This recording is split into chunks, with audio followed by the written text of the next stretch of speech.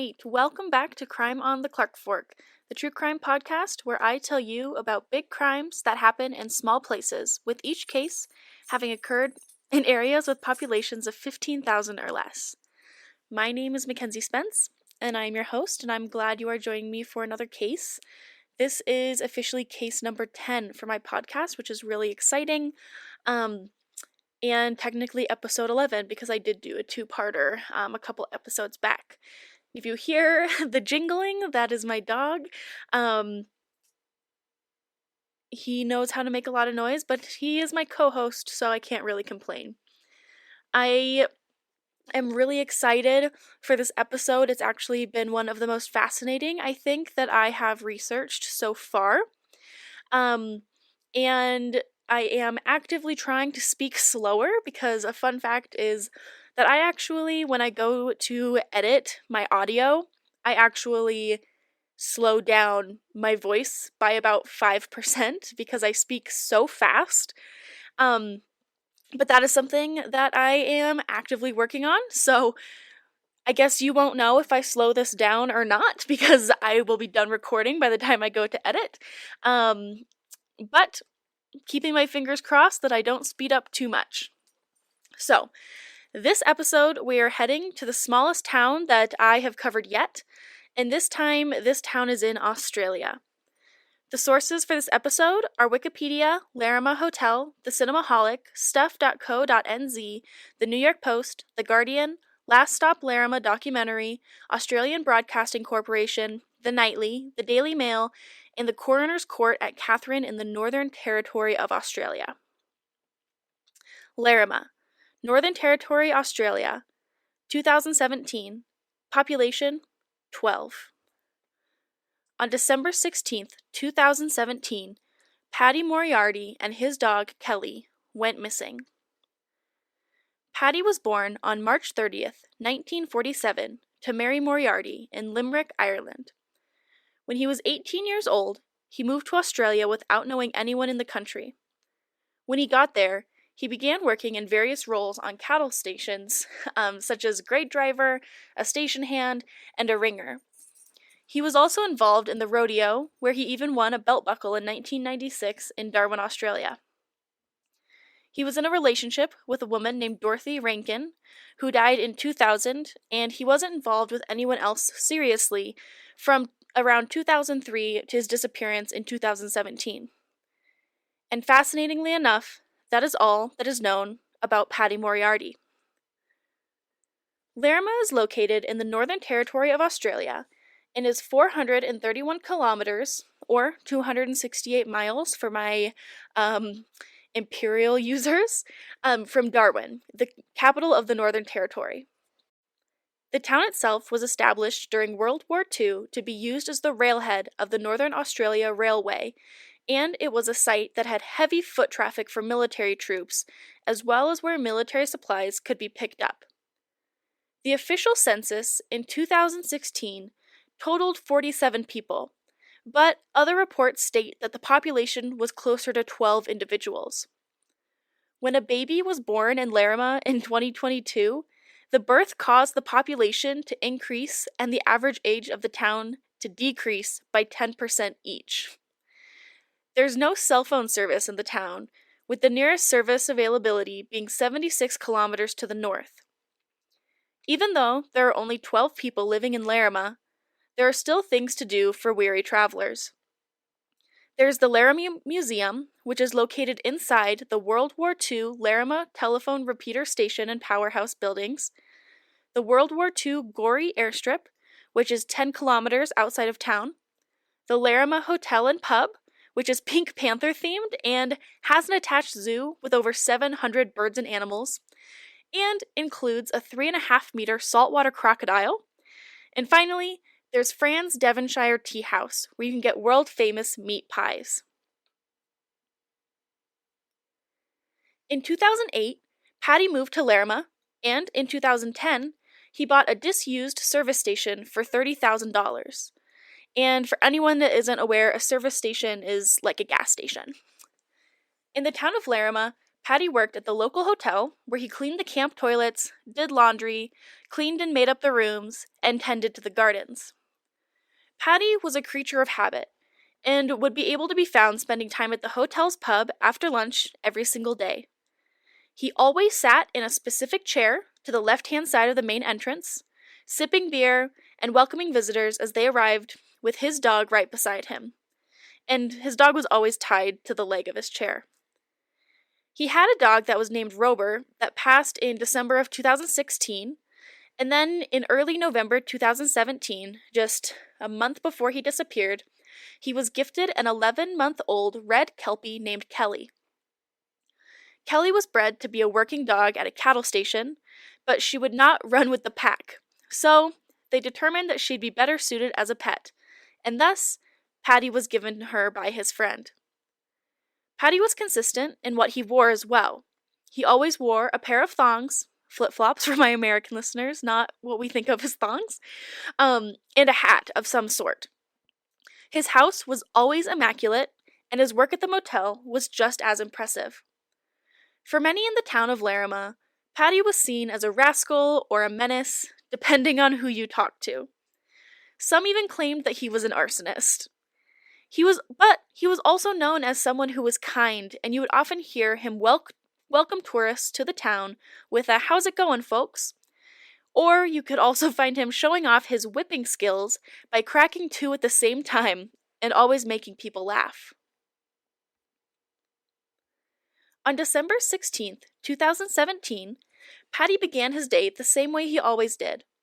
He woke up and took his 11-month-old red Kelpie, Kellie, on her morning walk to the dump.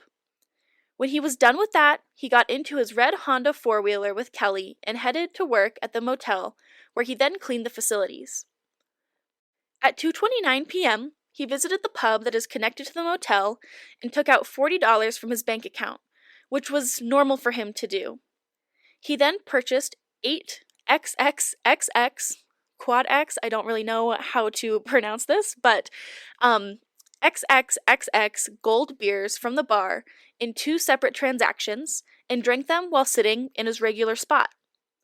While Paddy was sitting there, a couple and their young daughter actually walked into the pub for lunch and to see the animals, one of which being the crocodile that was pet to the pub's owner. The family actually has pictures of their daughter in front of the hotel with Paddy in the background in his normal chair. Towards the end of the night, Paddy told the pub's owner, Barry, that he would see him the following day because he wanted to borrow his lawnmower to do his lawn, and as he walked out, the family offered their leftover chicken to Paddy for Kellie to eat later. Paddy accepted the chicken and left the pub after maybe a few more drinks than normal. He hopped on his red quad bike, or four-wheeler, with Kellie in the back and headed home for the evening. The following day, Barry waited for Paddy to show up to borrow his lawnmower. When Barry didn't see Paddy the following day, or the day after that, he became worried. The pub owner went over to Paddy's home on December 18th at around 10 a.m., but quickly realized that he was not there. When Barry got there, he called out to Paddy and knocked on the door, but after no answer, he found that the back screen door was unlocked, so he went in. When he entered, he found the home neat, but devoid of Paddy and Kellie. The back gate of the property was open, which was actually pretty odd because Paddy always closed it behind him due to the wild donkeys in the area that would get into his yard. But even so, Barry assumed that Paddy and Kellie were on a walk, so he went along the path where they normally took their walks, but didn't see them there either. News spread quickly about Paddy's disappearance, and soon the entire town was on the lookout for Paddy and Kellie, asking each other if they had seen him recently, but on December 19th, a welfare check was done for Paddy by the locals, where they found Paddy's hat that he was always seen in, and his quad bike keys and wallet on his kitchen table, dog food in the food bowl, and there was a meal taken out of the freezer, ready to eat on the table. The hat and wallet were the items left in the house that made residents of Larrimah believe something bad had happened to Paddy, as he was never without these items when he left, even to walk his dog. They also found his sunglasses on the quad bike, and noticed that his rain gauge hadn't been emptied after it had rained on the evening of December 16th, and Paddy always emptied the gauge in the morning if it had rained. There were fans running in the kitchen and bedroom, and Paddy's bed was made neatly, untouched. They were unable to find the keys to Paddy's four-wheel drive vehicle that was parked at the home. And as stated earlier, the back door was unlocked with a mat and Besser block pushed against it to keep it closed because it could only be locked from the inside. Paddy always locked the door whenever he left Larrimah. The locals spent the next 3 hours scouring along the roads looking for Paddy and Kellie, but came up with nothing. Once they got back to town with no sightings, they decided to call the police at 4 p.m. on December 19th. The official search began for Paddy 6 days after he went missing. Luckily, since he was a man of habit, the police were able to begin their search of the places that he frequented the most. So, they began by searching the road where he would walk Kellie every morning, looking for any evidence that would have shown that he was there. They also looked into the pub, as that is where Paddy spent most of his time. The search party believed that Paddy being missing was due to a possible medical issue. Paddy had some heart issues previously, and they thought that he may have forgotten to take his medicine and then went on a walk and had a medical emergency while he was out of the house. They used horses, dogs, helicopters, motorcycles, and cars in search of Paddy. Part of the search included the investigators going through the town dump and looking in every discarded washing machine and dryer as they believed a body could fit into one. But alas, they weren't able to find Paddy or Kellie. As they searched more and more to no avail, the case became more and more concerning. On top of what locals had found in Paddy's home, they also found the leftover barbecue chicken from the family on December 16th for Kellie in the microwave. On the northern side of Larrimah, there is a phone booth, which is directly across from Paddy's house. On the night that Paddy went missing, there were 2 attempts to make a phone call from the booth around dusk. It is no secret that Larrimah is a place where the residents hold grudges and feuds between residents are very common. Because of this, when Paddy went missing, everyone in the town became a suspect in his and Kellie's disappearance. When the case first began, the police declared that they believed Paddy was murdered due to one of many, many feuds he had with his neighbors in town. One of those neighbors being Fran Hodgetts. Hodgetts was known in Larrimah for being the resident who had lived there the longest, and for her famous meat pies. People would travel to Larrimah specifically to try the pies that she made. And with that, Hodgetts and Paddy didn't always get along. There was an incident 2 days before his disappearance where Paddy allegedly threw a dead kangaroo onto her property. Some other incidents included the fact that Paddy apparently stole one of Fran's umbrellas that was very expensive, and not a holding umbrella, an umbrella that would go in the yard, poisoned her plants, and, maybe one of the worst, Paddy's dog, Kellie, wouldn't eat Hodgetts' pies, and Paddy would say that if Kellie did, she would spit it out. The two were on good terms when they first met, but when Fran and her husband divorced, Paddy took her husband's side, which fractured their relationship. He also fenced off the parking area in front of his house, which stopped tourists from parking there while visiting Fran's tea house.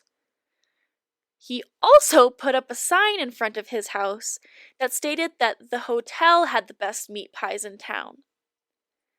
From 2010 to 2017, Fran had made 9 different complaints to the police about Paddy. According to one of Hodgetts' friends, she had even stated that she wanted to have Paddy killed and that she would have him killed. Paddy also had unfavorable interactions with others in town, including Cookie Burke, who Paddy had accused of stealing a Mars bar from the hotel. After this, Cookie steered clear from the hotel other than to collect his mail. He claims he last saw Paddy on Wednesday, December 13th, 2017, when he went to collect his mail and saw Paddy and Kellie there in their normal spot. While Cookie called Paddy a bit of a shit stirrer, he didn't think anyone would kill him, and he guessed that Paddy was on a walk with Kellie and fell into a sinkhole on the outskirts of town. Another interaction that Paddy had right before his death that many have speculated on was between him and Fran Hodgett's gardener and security guard, Owen Laurie. Laurie was a former boxer, and he and Paddy got into an argument days before his disappearance over Kellie, Paddy's dog. This is all according to Fran. Apparently, Laurie told Paddy that he needed to, quote, get rid of that fucking dog or I will get rid of it for you, end quote, to which Paddy said, quote, you touch that dog and I'm gonna fucking kneecap you, end quote, whatever that means. When confronted with this information, Laurie disputed the conversation, saying that Fran was often one to embellish things and couldn't always be trusted. He recollected the conversation and said that Kellie had crossed the highway and near the fence that he was working on. He told the dog to get going, and Kellie retreated to the other side of the highway, back to Paddy, who was calling her from his porch. As Kellie was returning home, Laurie said that he yelled for Paddy to keep his dog at home, to which Paddy responded, shut up. Laurie then asked Paddy to come over, but Paddy didn't, and that was the end of the conversation. Laurie continued by saying that he only ever saw Paddy when he was on his quad bike going to or from his home and wouldn't have been able to recognize him if he was right in front of him. Now, just an aside, but to me, this seems odd since there are only 12 people in the town. You're telling me that when they live so close to you and are often out and about in town, you wouldn't at least be able to recognize somebody? And Laurie also admitted that he had jokingly said that if anyone touched his plants, the plants at Fran's that Paddy apparently had poisoned, that it would be the first murder in Larrimah. But he did follow up by saying that it was a joke and he had no intention of murdering someone over a garden. Anyways, during the first 2 weeks of the investigation, police had secretly installed listening devices on Laurie's property. According to police, the device caught audio of a person strumming a guitar and singing. The police believe the person to be Laurie, and the audio revealed the person saying, quote, fucking killed Paddy, hit him on the head, smacking him on the fucking nostrils with my claw hammer. I killerated old Paddy. I struck him on the fucking head and killerated the bastard, basherated him, end quote. The audio was stated to have been captured just 2 months after Paddy and Kellie had disappeared. When he heard the audio, Laurie denied that it was him in the recording and that it wasn't his voice. Other recordings that the police had included a man chatting to a dog, muttering, and yodeling. After he stated that the person in the recordings weren't him, he exercised his right to self-incrimination and remained silent. The police played other recordings which included the same man in the first recording saying, and I quote, he's a good bloke, he's terrible, no wonder I fucking belted him, end quote, and quote, I had a fight in the middle of the night, end quote. A voice was also heard saying, quote, I kill pup dogs, and, well, they didn't fucking find the hammer, well, they can't get me for anything, end quote. Other allegations have come up during the investigation as well. A Pine Creek man, Wayne Ledwidge, had stated that he had heard a conversation between his friend, Brian Roberts, and Fran Hodgetts, where Hodgetts offered Roberts $10,000 to get rid of Paddy. She said that Paddy was still giving her a hard time and had taken her to court, which had cost her a lot of money. She then apparently wrote down her phone number on the back of some papers that Brian was carrying at the time. He then said that Brian told him that his mate would kill Paddy for $10,000. Just weeks later, Paddy and Kellie went missing. When the news came over the radio, Brian was actually with Wayne, and Wayne said, quote, "He didn't need to do the dog," end quote. Even with this, Hodgetts denies any involvement in Paddy and Kellie's disappearance. One of the theories that Larrimah residents have is that Hodgetts had Paddy killed and then she put him in her meat pies. And because of this, people stopped going to the tea house. Another report to police regarding the disappearance was from a truck driver named Michael Penquie, who stated that he had heard a workmate named Richard Simpson implicate another person in the murder. His workmate told him that he and his friend had picked up Paddy and Kellie and drove to a location near a quarry in Mataranka. I apologize if I said that wrong. They both had a drink, and his friend had snuck up behind Paddy, shot him, and then shot Kellie. According to Penquie, his workmate claimed that both Paddy and Kellie were buried in a grave that had been dug beforehand with Kellie on top of Paddy. He finished the story by saying that the grave was, and I quote, "straight over the back. You can see where the machines are working from where the spot is," end quote. The police investigated this claim and saw that the phone data and timesheets of the workmate and his friend were in Western Australia at the time of the disappearance, but the search of the quarry was no help. Police spoke to both the workmate and the friend, and they both stated that they didn't know Paddy, hadn't been in Larrimah, and weren't involved in his disappearance. They also looked into Penquie's phone records at the time, and it was found that he was in Darwin on the night of the disappearance.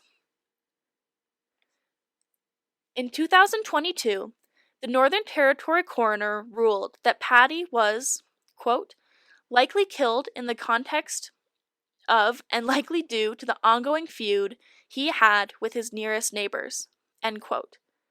But the coroner also stated that no charges would be made as there was insufficient evidence against any one person. Unfortunately, since this case has made international headlines, many of the residents of Larrimah have faced harassment from visitors to the town. Fran's tea house had been vandalized, and Fran had received verbal abuse and threatening phone calls, which had led her to seclude herself, which was not good for her emotional or physical health. Since Paddy's disappearance, many of the residents that were alive at the time of the disappearance have died, or they've moved, or they plan to move. Unfortunately, this also means that this case may never be solved. Fran's pie shop is now owned by her grandson, and the local pub is now run by a young Czech couple. Paddy's home was sold at auction in May of this year, 2024, for $32,000. The buyer plans to use the home for winter escapes. It was sold as is, frozen in the state it was left in the night that Paddy went missing in December 2017. The grass was overgrown, and Paddy's vehicle was in the backyard, and it was included in the auction of the home. In 2021, the New Territory Police offered a $250,000 reward for any information that may help solve Paddy's disappearance, and the reward is still current to this day. He was last seen wearing a singlet, dark shorts, a silver watch, and black thongs, again, flip-flops for my American listeners. He was 70 at the time of his disappearance and is approximately 178 centimeters tall with black and gray hair. It is assumed that Paddy had made it home the night of December 16th, but he was never seen again. If you have any information on what happened to Paddy Moriarty, please contact Crime Stoppers at 1-800-333-000. Now, this is probably one of my favorite cases that I have covered so far. If you are interested in learning more, I would highly recommend the documentary called Last Stop Larrimah, which is on HBO+. And I hope you liked this episode as much as I enjoyed researching it, and as always, Please give me 5 stars on Spotify and Apple Podcasts, as well as a review on Apple Podcasts. I'm always looking for cases to cover, like I've always said, so if you have a case suggestion, please visit the link in the show's Instagram page, at Crime on the Clark Fork. I also post pictures from the cases I cover on that Instagram page, so go give that a quick follow and let me know what you think happened to Paddy and Kellie in the comments. Again, I hope you enjoyed this episode, and I will catch you next time with more big crime in small places.